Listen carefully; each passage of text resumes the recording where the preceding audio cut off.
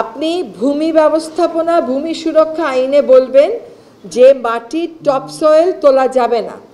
আপনি জানেন সাতকানিয়াতে এমন অবস্থা হয় যে এখন হচ্ছে, কৃষকেরা ফসল লাগিয়ে ঘুমায়, সকালে উঠে দেখে ফসল সহ মাটি তুলে নিয়ে চলে গেছে ইটভাটার জন্য।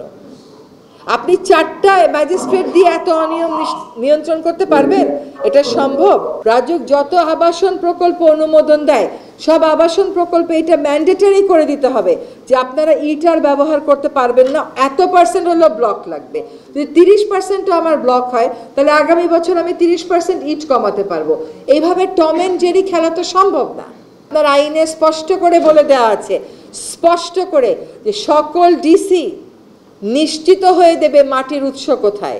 ডিসিরা পতিত জমি লিখে দেয়। বাংলাদেশে এত পতিত জমি কোথায় আছে? 10,000 ইটভাটাকে মাটি সরবরাহ করার জন্য। এটা ডিসি সাহেবেরা বোঝেন না?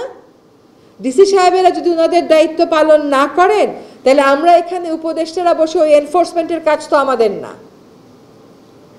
ওই এনফোর্সমেন্টটা মাঠ পর্যায়ে হয়ে আসতে হবে। এটা একটা সমন্বয় লাগবে।